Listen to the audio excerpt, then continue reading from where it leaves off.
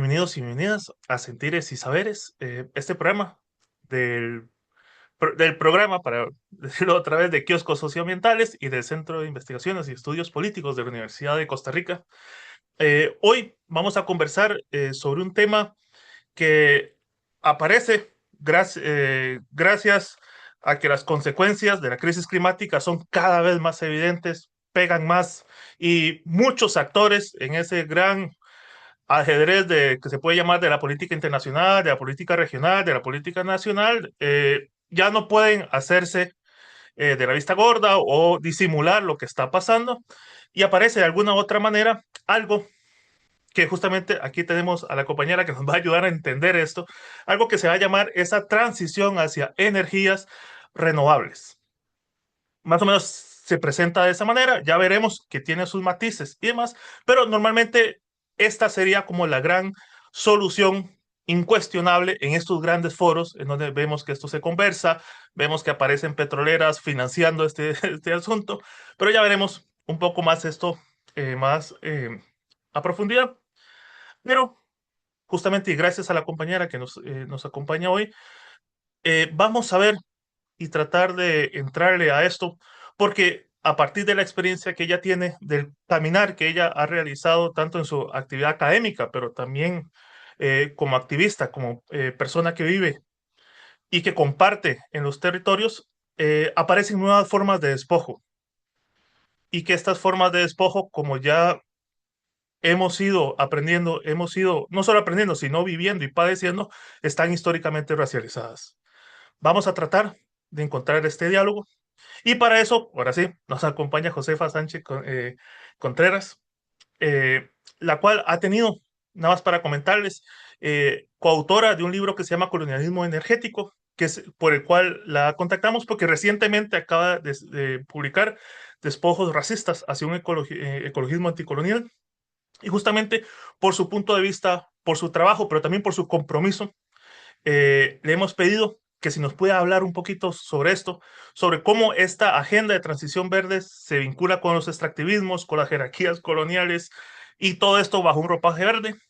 Pero ya no les voy a cansar más y ya tengo desesperada a Josefa de escuchar lo que ella ya conversa y lo que ella nos puede aportar muchísimo. Josefa, muchísimas gracias por estar acá. Eh, Antes de comenzar, antes de entrarle a todo esto, queremos preguntarte cómo estás y para aquellas personas que tal vez solo te ubican en alguna de tus dimensiones, pudieras presentarte desde los lugares en los que te parece más adecuado, desde los espacios que consideras más importantes. Te dejamos el micrófono. ¿Cómo estás? Qué gusto tenerte por acá. Buenos días, buenas tardes, buenas noches a todas las que van a sintonizar esta entrevista. Muchas gracias, Luis, por la invitación para venir a conversar con ustedes sobre temas tan cruciales, tan sustanciales que estamos atravesando y viviendo en este siglo XXI, en este 2025 y pues donde los futuros no se vislumbran muy positivos, que digamos. Bueno, pues mi nombre es Josefa Sánchez Contreras, como ya decías, Luis. Em, Pertenezco al pueblo Aunton, al pueblo Zoque de San Miguel Chimalapa, Oaxaca, México, en el sur de México. Es una de las regiones más biodiversas de Mesoamérica.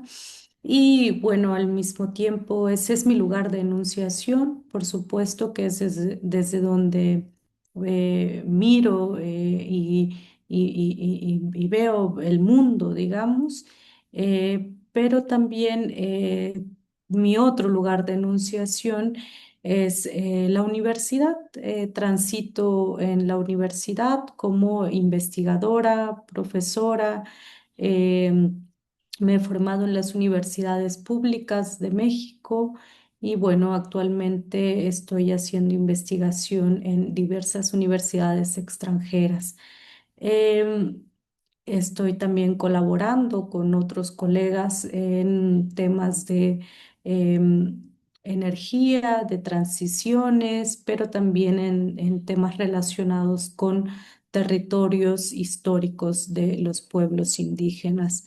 Entonces, estas son como a grandes rasgos, digamos, mis investigaciones y mis lugares de enunciación, pero como bien decías al principio, también como parte del pueblo Zoque, también he sido, pues, soy miembro del colectivo MATSA, de compañeros y compañeras pertenecientes al pueblo Zoque, quienes han acompañado, hemos acompañado procesos de defensas de territorios frente a extractivismo minero y frente a despliegue de infraestructuras renovables. Entonces, desde ahí es donde se ha producido este libro de colonialismo energético, territorios de sacrificio para la transición energética en España, México, Noruega y el Sáhara Occidental, y mi reciente publicación que se titula Despojos racistas hacia un ecologismo anticolonial.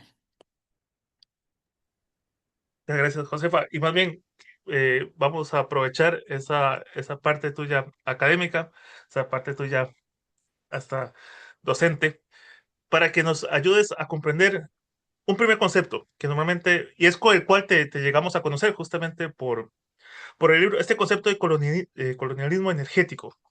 ¿Podrías ayudarnos para aquellas personas que tal vez les cueste relacionarlo, que partirán, digamos, desde otros espacios?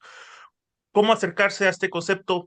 ¿Qué realidades cuentan? Porque justamente a través de esta experiencia tuya, evidentemente hay muchos cuerpos detrás, digamos que de este concepto que han vivido estas violencias, que han ido y están viviendo estas violencias. Eh, ¿Cómo comprender este concepto? ¿Qué contiene? ¿Qué da cuenta? Sí, en un primer momento cabe decir que colonialismo energético interpela la promoción o esta supuesta transición energética que se están promoviendo desde los estados y las corporaciones. Y antes de explicar por qué digo supuesta y cuáles son los elementos que interpela, quisiera situar en qué contexto surge la necesidad de transitar a fuentes renovables, ¿no?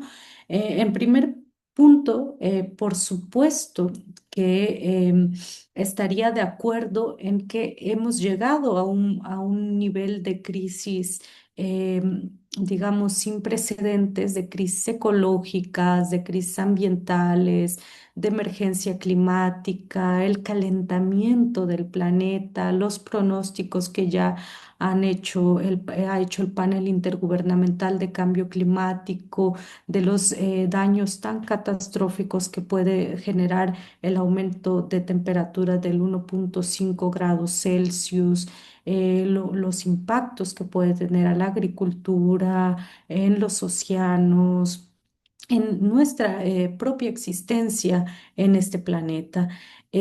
Por un lado eso, por otro lado, pues también como hemos rebasado ya varios de los límites biofísicos del planeta que hacen posible la vida humana aquí, en esa crisis tan tremenda, digamos, pues se ha estimado, se ha comprobado ya de que uno de los grandes responsables de esta crisis, sobre todo del calentamiento global, del aumento de la temperatura, pues obedece al régimen de combustibles fósiles, es decir, a la profunda dependencia que tienen las sociedades industriales al petróleo, al gas y a todos los hidrocarburos, digamos, ¿no?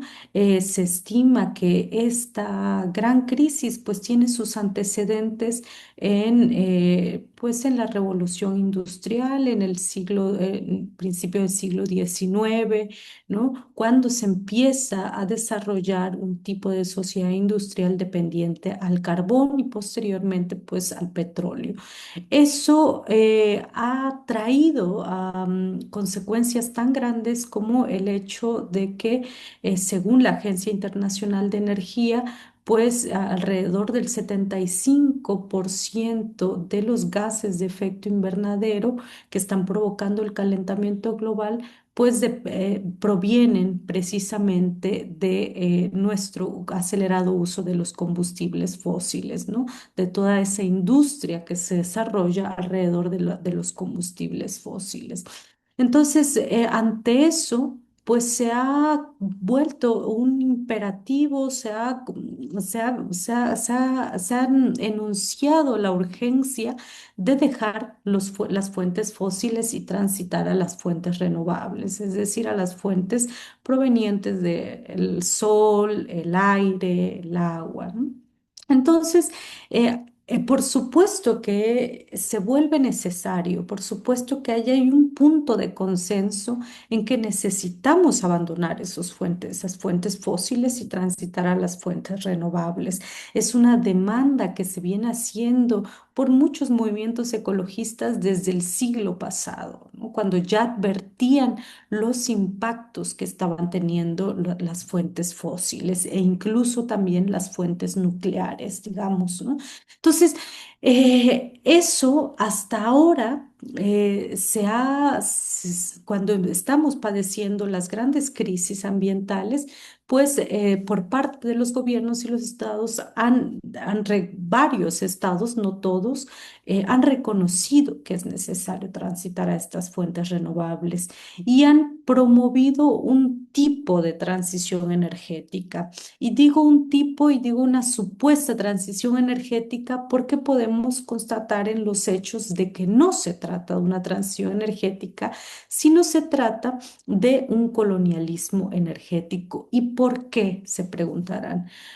Sobre todo nosotros hemos estudiado y hemos analizado y hemos vivido dos aspectos de este tipo de transición, de esta mal llamada transición energética, que es el incremento de megaproyectos eólicos y fotovoltaicos, el despliegue masivo de infraestructura y eólica fotovoltaica en varios territorios indígenas, incluso pues en la región de donde soy parte, donde soy originaria, que es el Istmo de Tehuantepec, donde se han desplegado alrededor de 29 parques eólicos sobre más de 30.000 hectáreas. Entonces, sobre territorios comunales, sobre territorios de pueblos indígenas. Cuando empezamos a ver este despliegue masivo, los impactos que estaba teniendo, las ausencias de manifestaciones de impacto ambiental,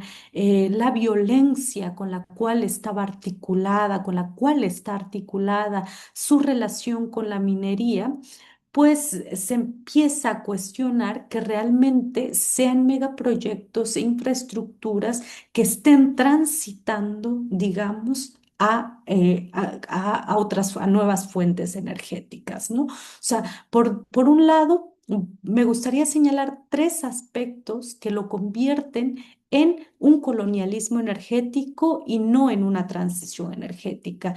Uno de esos aspectos tiene que ver con los procesos de privatización, de desmantelamiento de los bienes comunales y la mercantilización de los bienes comunales. Por un lado, el desmantelamiento de la tenencia comunal de la tierra y por otro lado, la mercantilización del viento, digamos, que puede ser un bien común, digamos, ¿no?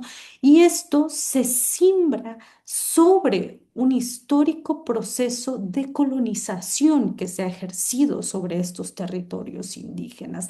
Es decir, son susceptibles de ser sacrificados, de ser privatizados, de ser violentadas incluso los convenios internacionales, porque hay todo un antecedente colonial y porque hay se vuelven a reforzar, digamos, a enfatizar las relaciones coloniales, como el hecho de que los pueblos indígenas estén desprovistos de decisiones, ¿no? Estén ausentes en la toma de decisiones de esos grandes megaproyectos, digamos. Entonces, ese es un carácter colonial, digamos.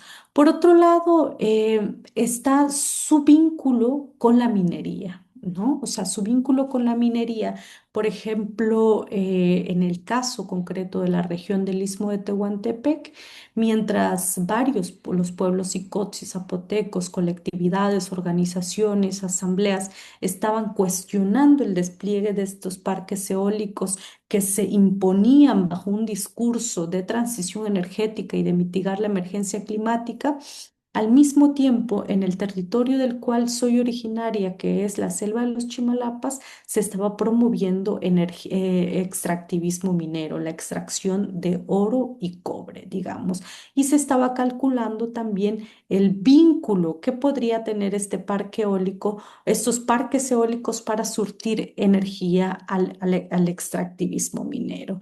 Hay también otros parques eólicos ahí mismo en la región que pertenecen a empresas mineras, por ejemplo, o en otras regiones del mundo también que abastecen a el extractivismo minero, como lo puede ser un parque eólico. En el territorio Sami, en la parte de Noruega, ¿no?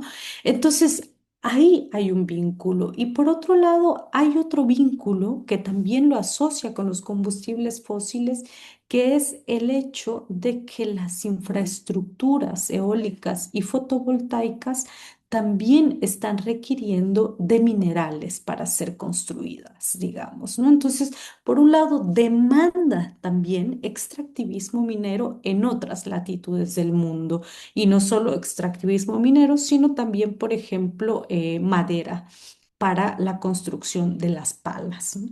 Entonces, vemos que por un lado está generando violencia en los territorios indígenas y por otro lado está demandando de extractivismo minero que a su vez requiere de energía fósil para ser extraída, pero también para ser trasladada a los lugares donde se están construyendo estas infraestructuras. Por lo tanto, es ahí cuando decimos que estamos ante un colonialismo energético y no ante una transición energética. Esto sería, digamos, a grandes rasgos una explicación. Gracias, Josefa. Y justamente quiero aprovechar esta última parte que nos introducías para consultarte lo siguiente. Eh, en, en algunas entrevistas y en la obra que has ido realizando,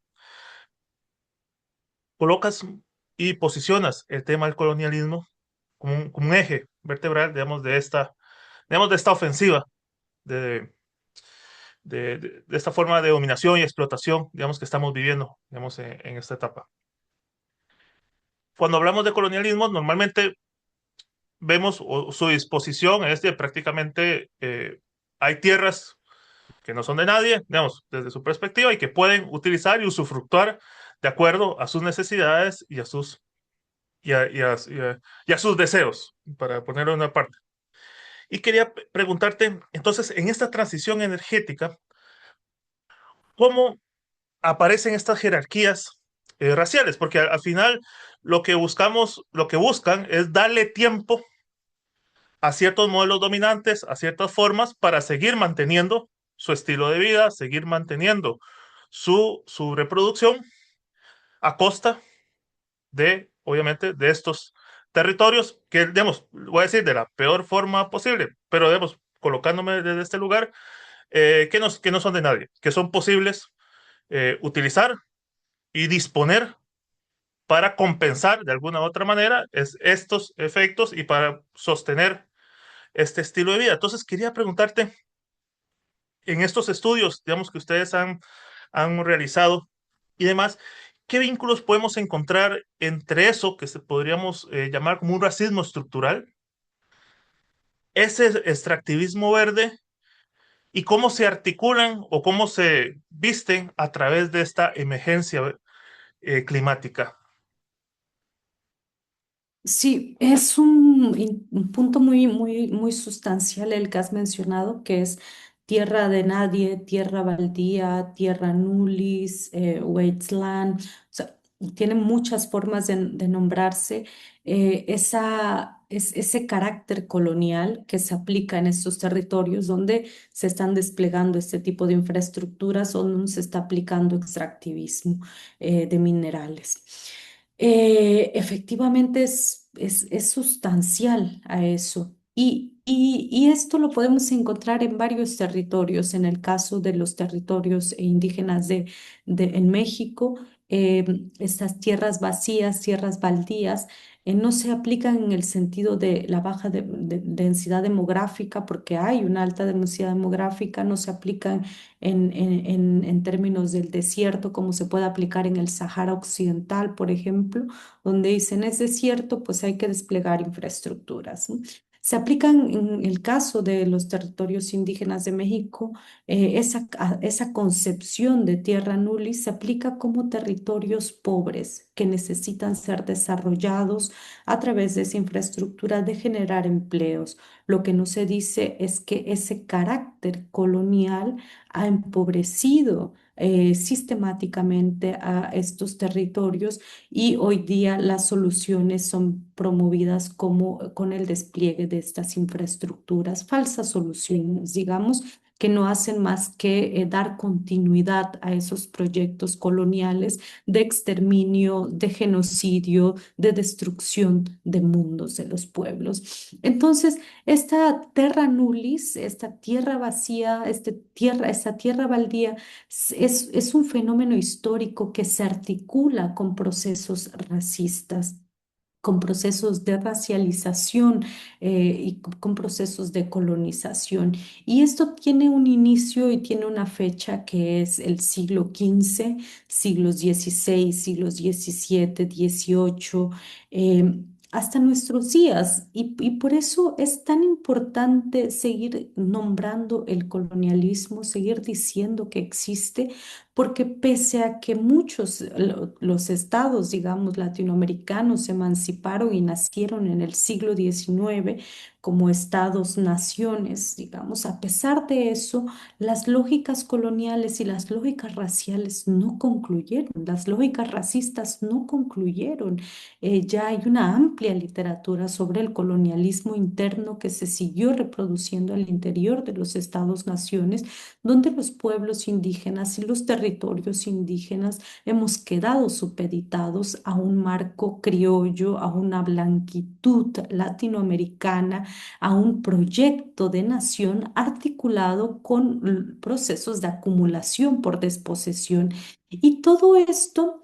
Todo este fenómeno colonial, capitalista, patriarcal, digamos, ha sido justificado a través de discursos racistas, a través de lógicas racistas que han naturalizado las violencias ejercidas contra los pueblos tipificados como indígenas, como negros, como otros, como no blancos, como no humanos, como desprovistos de humanidad. Y la naturalización de esa violencia histórica, digamos, emprendida desde el siglo XV, continuada hasta el siglo XIX con los estados-naciones, continúa hoy día en el siglo XXI y por eso es tan fácil que la impunidad prevalezca en estos territorios, que existan asesinatos a defensores de los territorios.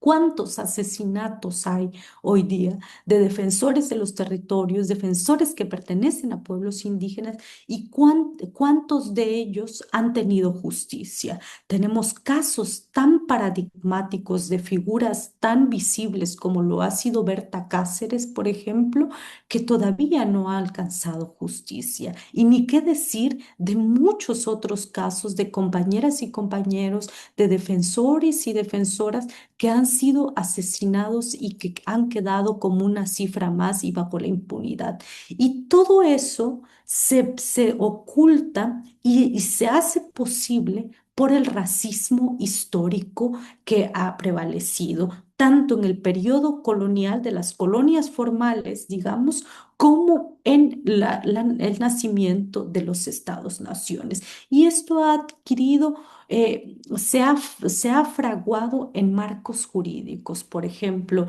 los debates en el periodo colonial sobre si los indios tenían o no alma, tenía amplias connotaciones jurídicas, digamos, y amplias connotaciones económicas, que lo que estaba en juego era si se esclavizaba o no se esclavizaba a esos cuerpos, ¿no? Si eran humanos o no eran humanos. Entonces, esa discusión, esa disputa por ser reconocido, que la humanidad en los pueblos indígenas y los pueblos afrodescendientes se reconozca, tiene connotaciones políticas, jurídicas, económicas, epistémicas, y esa discusión sigue sumamente abierta en nuestros días, en otra gramática, como lo puede ser la exigencia de los derechos humanos de los pueblos, que constantemente se están violando y se están violando porque seguimos desprovistos de humanidad.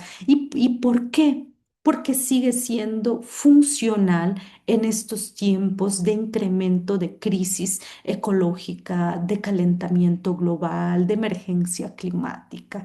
Es decir, una de las tesis que postulo en Despojos Racistas es que en la medida que incrementan las crisis ecológicas, la emergencia climática, incrementa también el colonialismo y las violencias perpetradas contra los cuerpos que han quedado tipificados o que hemos quedado tipificados como indígenas, como negros, como afros, como otros, digamos. Eso sería, digamos, a grandes rasgos. Esto voy a quedar como el peor de todos con mis preguntas, pero a partir de esto que nos comentas, voy a hacer la peor pregunta posible, pero creo que es parte, digamos, como de la provocación.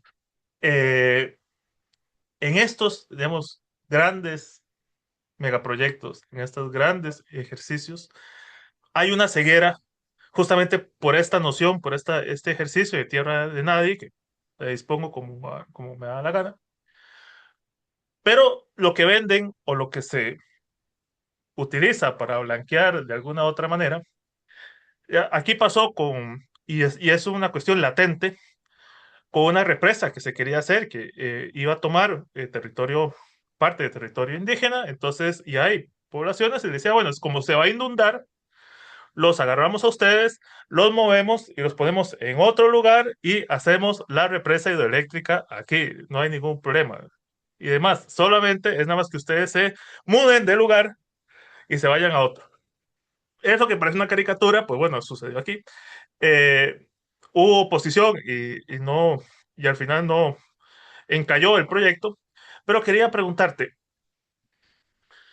¿cuáles son esas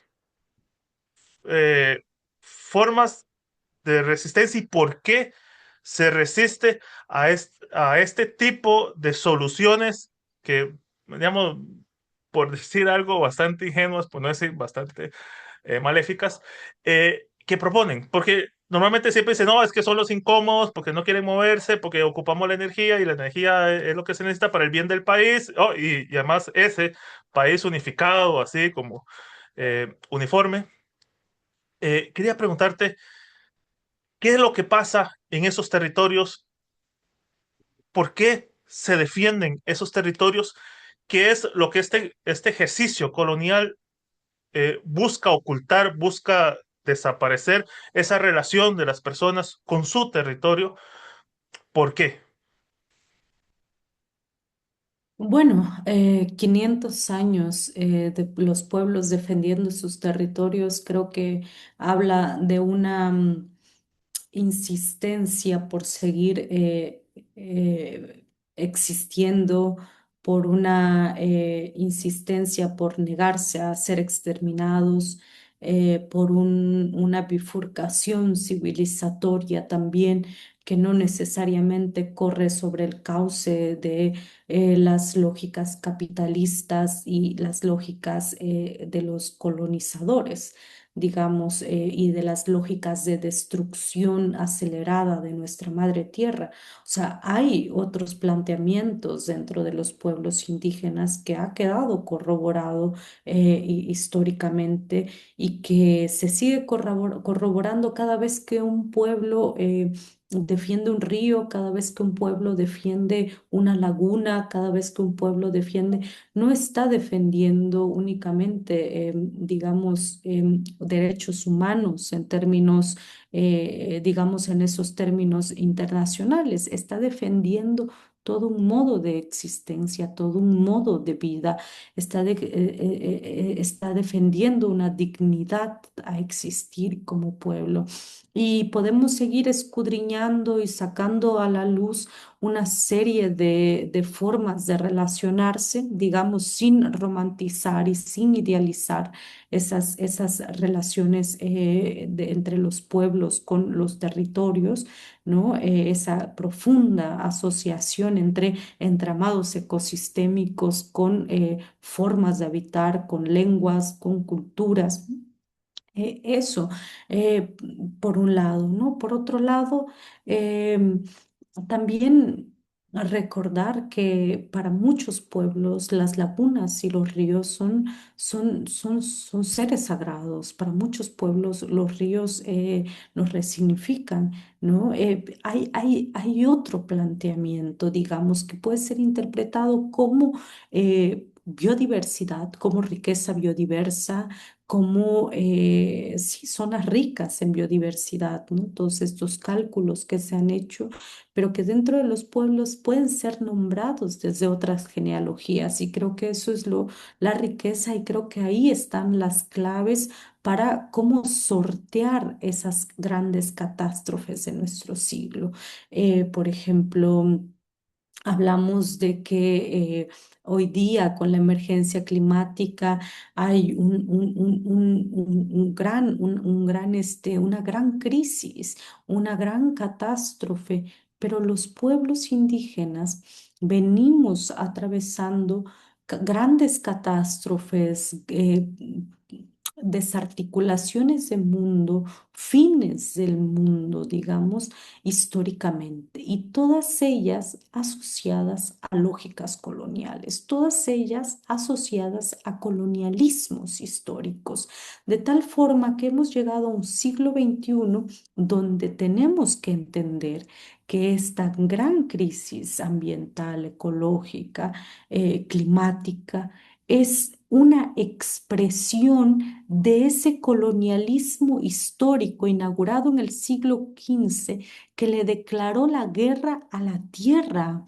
a la tierra, a la madre tierra, a la tierra, al planeta, y que le declaró también la guerra a los pueblos y a las mujeres, que inauguró todo un proceso de destrucción y de desarticulación. Y hoy estamos llegando a uno de los picos de la destrucción.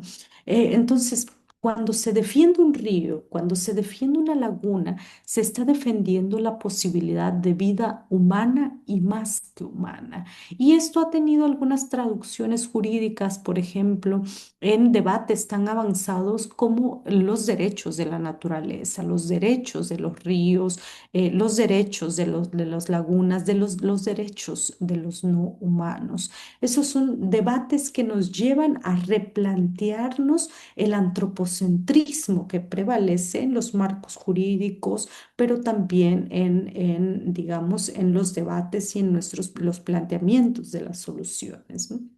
Entonces, creo que cuando veamos, esto le digo a la audiencia que nos escuche, que cuando escuchen una defensa de un río, cuando escuchen la defensa de un territorio, escuchen también una gran posibilidad para transformar nuestra forma de habitar. Este planeta, esta tierra, este mundo y una gran oportunidad de cómo sortear las crisis de nuestro tiempo.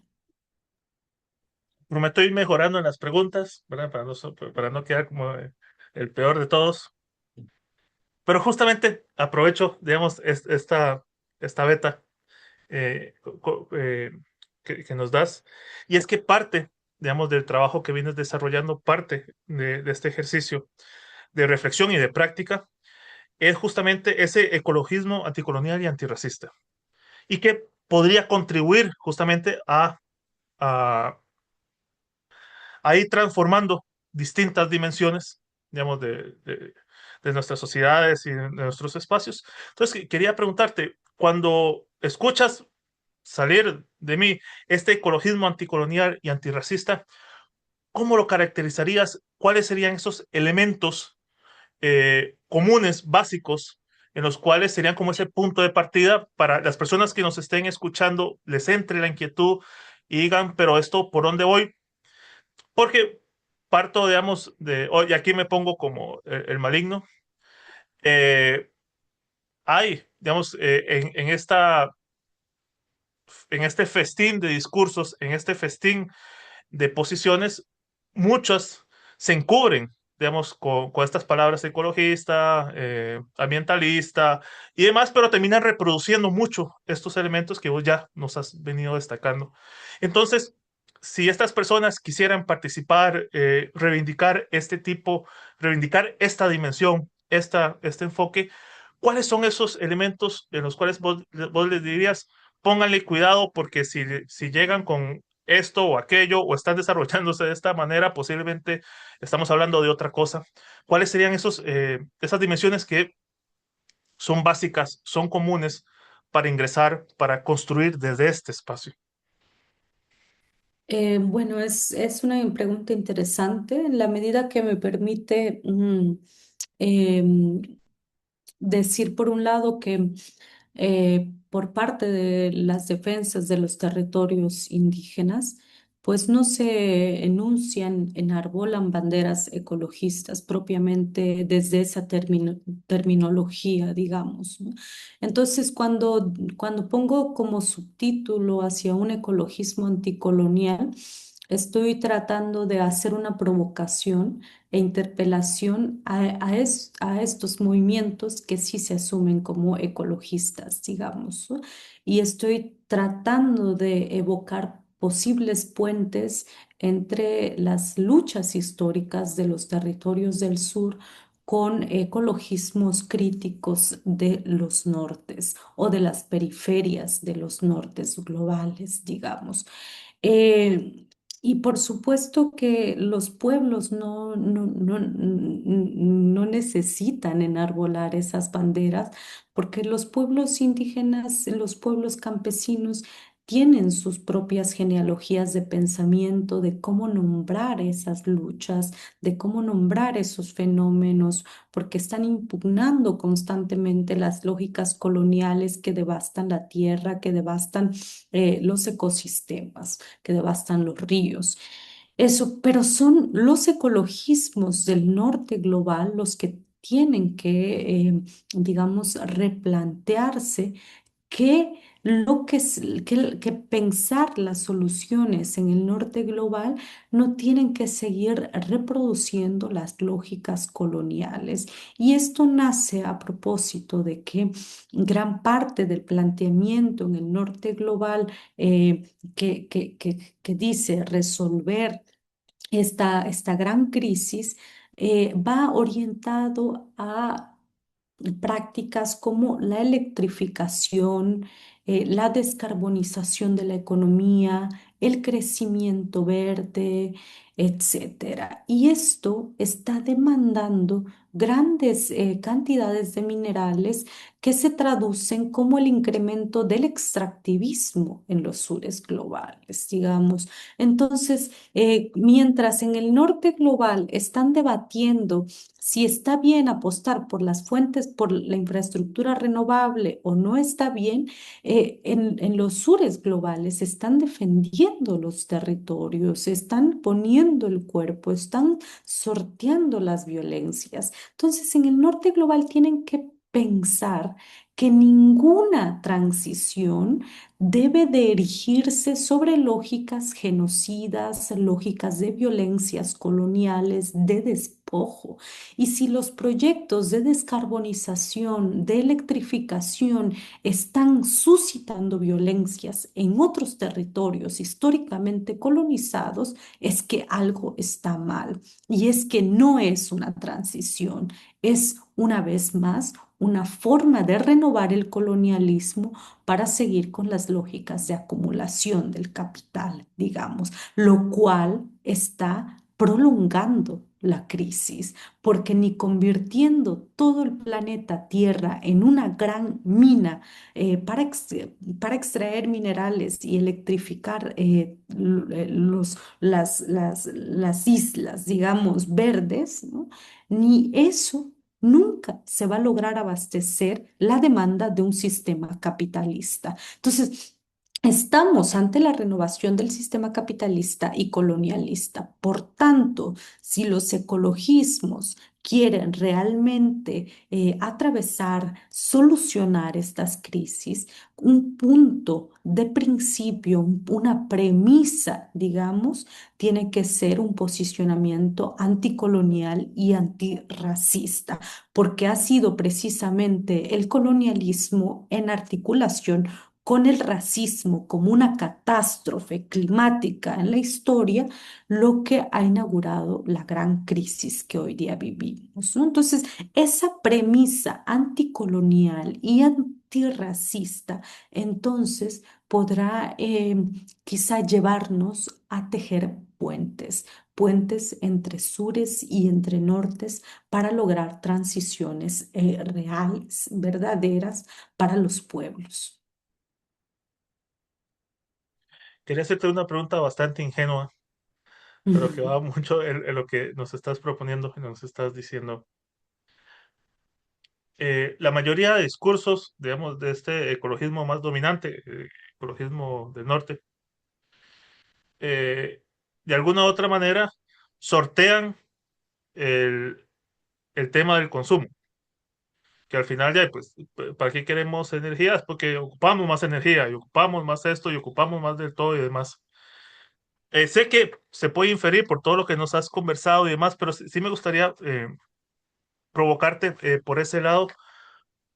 Y esto principalmente desde ese lado, desde que de alguna u otra manera existe esa preocupación, porque claro, si le hablamos a un petrolero nos dirá otra cosa, pero en el caso, digamos, de estos sectores que de alguna u otra manera tienen alguna percepción y algún posicionamiento, ¿por qué este sistema y este entramado colonialista, esta cuestión sortea y trata de no entrar, de no discutir sobre su propio consumo, sobre su demanda, sobre su posicionamiento, que podría verse mucho de lo que nos has conversado, pero me interesa mucho porque justamente las grandes discusiones, las grandes agendas, normalmente dan por hecho un montón de situaciones que no se conversa, y es justamente energía para quién, eh, para qué queremos esto,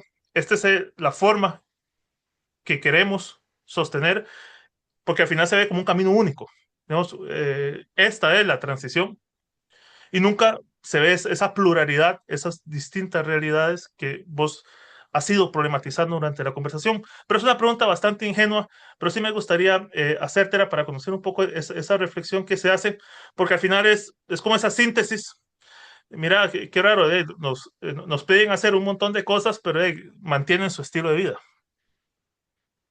Sí, quisiera, antes de responder al punto, quisiera también situar esta crítica, este llamado a un ecologismo a posicionarse frente a las lógicas coloniales. Quisiera señalar en qué contexto se está haciendo y sin perder de vista esta crítica, digamos, al colonialismo energético, al colonialismo verde, no va solo dirigida no va realmente dirigida solo al ecologismo, sino también a reconocer no, y a entender que estamos en un escenario sumamente peligroso en el hecho de que si bien los ecologismos, las luchas de los pueblos han logrado que los estados se posicionen y asuman que estamos ante una gran crisis, vemos al mismo tiempo, en términos globales, un gran retroceso con el ascenso de Donald Trump, con la llegada de Donald Trump al gobierno de Estados Unidos, quien expresa un negacionismo y un desdén por esta gran crisis. Y no es que Donald Trump no reconozca que hay una gran crisis. Por supuesto que está reconociendo y por supuesto que ese fascismo que este personaje encarna, digamos, muestra claramente que reconoce esa gran crisis, pero que no habla de emergencia climática, pero que sí se está preparando para esa gran crisis. Y lo es el hecho de que esté disputando las tierras raras en Ucrania, por ejemplo, para sortear la crisis de los combustibles fósiles, o el hecho de que esté tan implicado también en la guerra, en el genocidio contra el pueblo palestino, digamos, o también el hecho de que esté apostando por conquistar otros continentes para extraer esos minerales que requiere un tipo de descarbonización, de electrificación y un tipo de fuente energética frente a esta crisis de combustibles fósiles, digamos, ¿no? Entonces, colonialismo energético, colonialismo verde, despojos racistas, está señalando en primer plano ese fascismo que encarnan los negacionistas, digamos. Y por otro lado, también pretende desmantelar las falacias del capitalismo verde y de todos estos megaproyectos que se justifican en el imperativo de mitigar la emergencia climática. Entonces, para que veamos la complejidad del escenario y que por supuesto que es necesario seguir denunciando esta profunda crisis que vivimos, ¿no? En ese sentido, el tema del consumo habría que pensarlo también en términos de que el 1% de la población mundial es responsable del 16% de los gases de efecto invernadero. Habría que pensarlo también en términos de que el sector transporte es de los mayores dependientes de los combustibles fósiles y de los principales también, digamos, productores de gas de efecto invernadero, ¿no? Entonces, habría que pensarlo en esos términos de que por supuesto que hay un modo de consumo dependiente, un modo de vida dependiente al régimen fósil, pero también no perder de vista de que si nos vemos desde el sur hasta el norte, en el norte también hay poblaciones empobrecidas y que no toda esa energía que se está generando está yendo a las poblaciones, está yendo a la ciudadanía, está yendo a los pueblos. No, hay una mala distribución, hay una desigualdad en el acceso a la energía y que por tanto el hecho de que nos digan que esos territorios tienen que ser sacrificados en nombre de generar energía frente a una crisis, tenemos que desmantelar esa falacia y decir y interpelar de qué crisis nos están hablando, porque habemos poblaciones que que ni siquiera energía eléctrica poseen o que hay una energía eléctrica muy desigual, muy mala, muy irregular, digamos, ¿no? Entonces, cuando hablemos de eso, cuando hablemos de consumo, hablemos, interpelemos a esas grandes energéticas, digamos, que siguen acaparando la energía y de modos de vida, por supuesto, diseñados como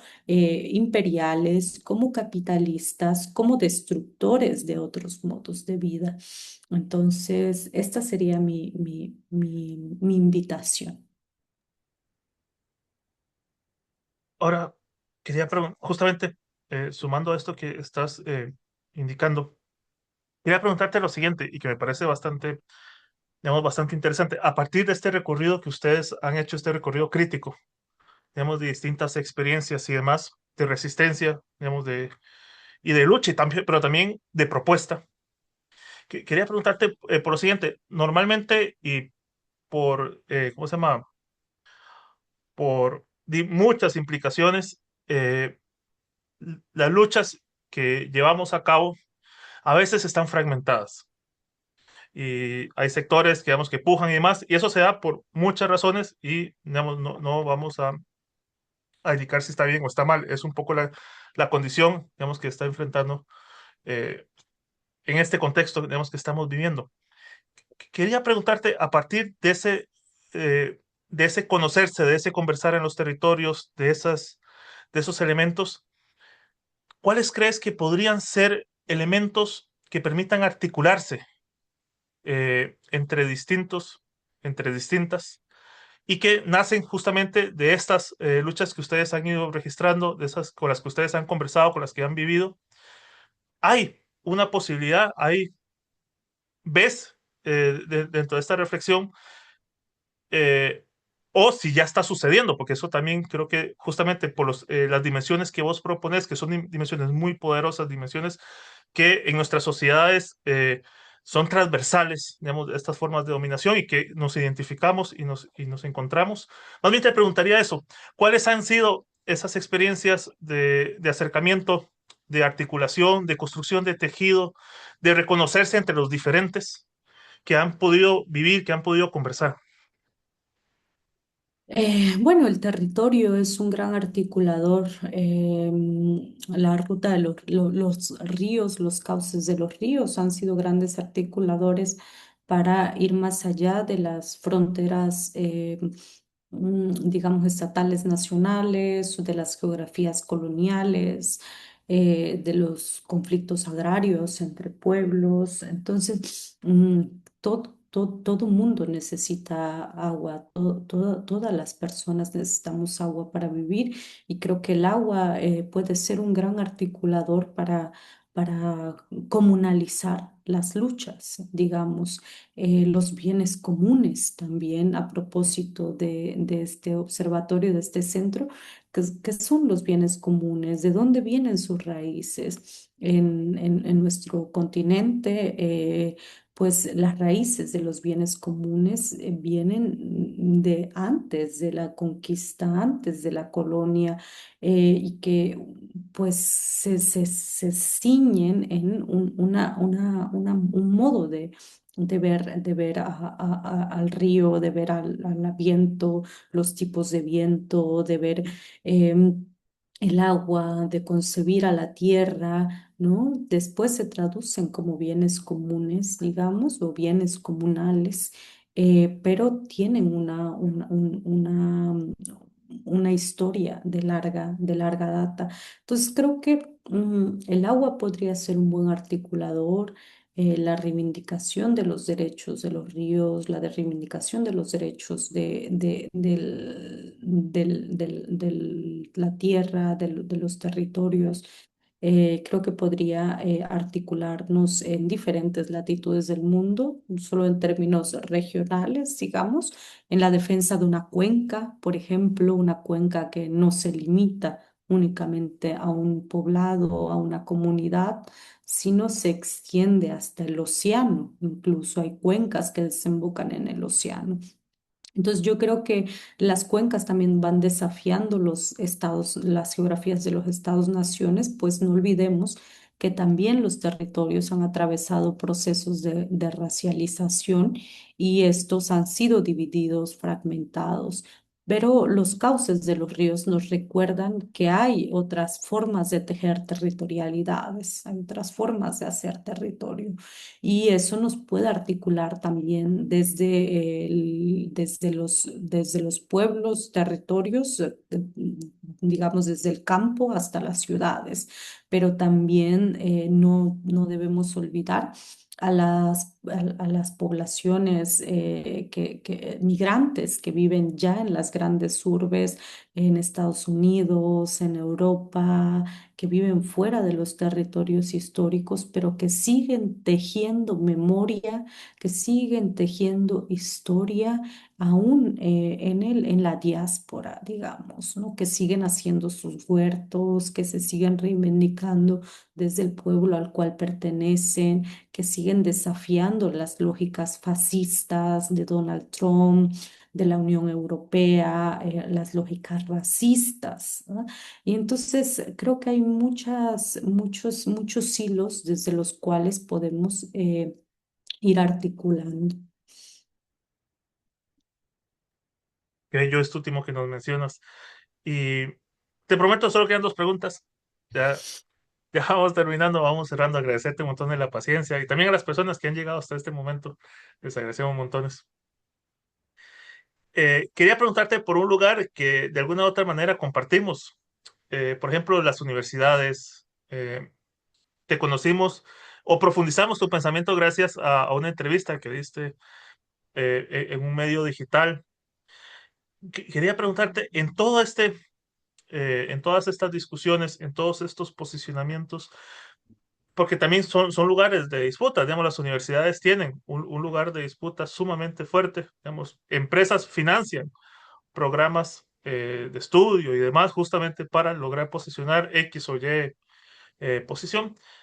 Te quería preguntar, ¿qué balance haces justamente de estas instancias, la universidad que compartimos? Y ahí reivindicamos, pudimos contactarte gracias a que estás en una universidad, nos ofrece tu contacto para poder conversar con vos y demás. Eh, una universidad me permite hacer esto que digamos, que estoy haciendo, que estamos compartiendo, producir este material para poder difundir esta discusión. Lo que quiero, digamos, en resumidas cuentas, es decir que son espacios en disputa que están ahí. Quería preguntarte, a partir de tu experiencia, porque también te has movilizado a Europa y demás, justamente por todos estos mecanismos y demás, y has podido exponerte mucho más, digamos, que quien les habla.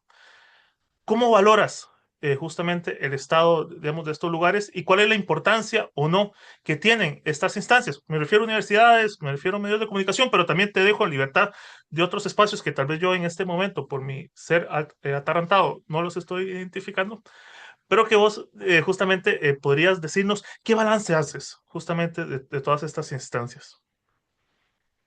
Sí, primero decir que que considero que la producción de conocimiento respecto a estos temas se está dando principalmente ahí donde las colectividades están peleando, defendiendo el territorio, donde los pueblos están defendiendo los territorios, donde los movimientos. Creo que ahí hay una creación de conocimiento muchas veces poco valorado y muchas veces desdeñado, ¿no? Para mí, como un gesto honesto, digamos, es reconocer que de ahí es donde vienen estos planteamientos que hemos convertido en libros, que hemos convertido, que hemos escrito, ¿no? Ese es el primer lugar. El segundo lugar, la universidad. Creo que reconocer también la importancia que tiene la universidad como un espacio también público. En mi caso, he sido formada en universidades públicas y está subsidiada y está alimentada por los recursos de las y los ciudadanos. Y por lo tanto, corresponde también por nuestra parte, quienes nos hemos privilegiado de eso, que ha sido largos años de disputa para seguir teniendo universidades en países de América Latina, universidades públicas como lo es el caso de México, digamos, a diferencia de otros países como puede ser Chile, ¿no? Donde ha sido muy neoliberalizada la educación. Eso pues es resultado de una gran lucha y entonces lo que corresponde es seguir generando, produciendo conocimiento que tenga una utilidad, que se ponga al servicio, digamos, de los pueblos que pagan esa educación pública, ¿no? Una suerte de retribución, digamos. Y en el plano, digamos, de discusión teórica, de discusión epistemológica, pues es un campo abierto, es un campo de disputa, digamos, en el que tenemos que estar una y otra vez interpelando las viejas categorías neoliberales, digamos, neoliberalizadas, que no tienen cabida y que no están respondiendo a las necesidades, ¿no? Sociales, digamos. Entonces, creo que sí es importante ocupar estos espacios, habitar estos espacios, no como gestos de soberbia donde se pueden nombrar, digamos, los fenómenos sociales, donde se pueda tener una autoridad intelectual para decir qué es y qué no es, sino como un gesto de justicia social, de que desde ese espacio podemos retribuir, podemos co-crear, digamos, y podemos seguir apostando por otros conocimientos orientados a resolver pues, las crisis de nuestros tiempos o a contribuir, ¿no? Para no ser muy ambiciosas, pues para contribuir a las posibles soluciones, digamos, quienes tenemos esa inquietud, ¿no?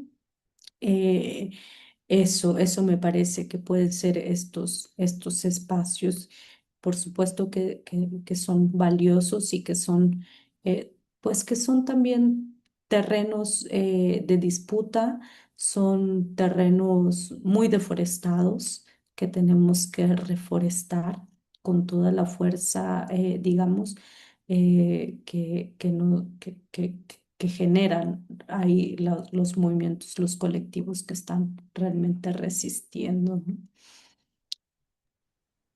Y ahora sí, la última, ya, que puedas descansar de esta tortura.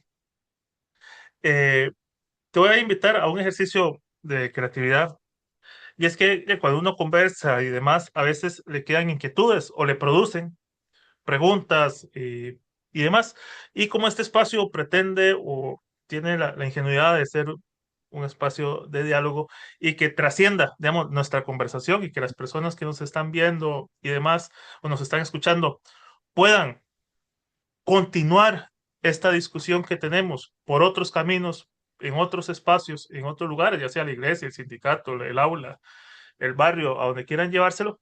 Entonces, te quería pedir un ejercicio de creatividad y generosidad, y es si puedes regalarnos algunas preguntas para que las personas que llegaron hasta hoy se lleven como premio y puedan decir, mira, vi a un señor y a una señora conversando, muy interesante, muy todo, pero preguntaron esto, no lo respondieron y me parece que es importante que nosotros sigamos dándole y busquemos qué está pasando o qué tiene que ver con lo que estamos viviendo.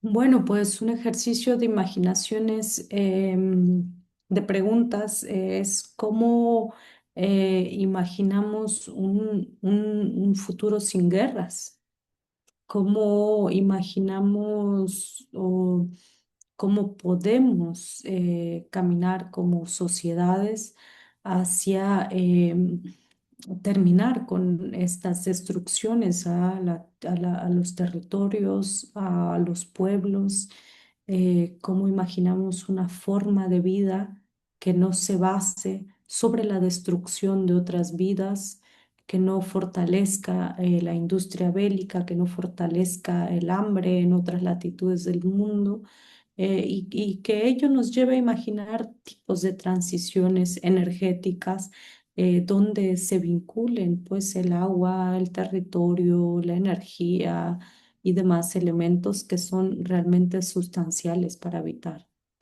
este mundo. Para las personas que nos escuchan, que nos están viendo, ahí tienen su tarea, ahí tienen las preguntas que tienen que ir a abordar. Yo no las hice, entonces cualquier dolor de cabeza le dicen a Josefa que gracias a ella no pudieron dormir hoy. Pero muchísimas gracias, Josefa. Muchísimas gracias por tu tiempo, por tu palabra. Y además de eso, gracias por tu dedicación y por volver esto no solamente palabras, sino también cuerpo, porque como nos explicabas y como mucho de tu obra y los espacios en los cuales hemos ido conociéndote, estás constantemente en esto, estás acompañando estas luchas, estás en estas luchas. Entonces, agradecerte montones por todo eso y esperemos poder contactarte luego, que produzcas algo, alguna situación que esté sucediendo y demás, y en la cual nos enteremos de que andas por ahí, poder contactarte para conversar y seguir reflexionando y profundizando todos estos temas que nos estamos jugando la vida, digamos, en esto. Muchísimas gracias. Muchas gracias, Luis. Muchas gracias a todas, todos los que nos escuchan.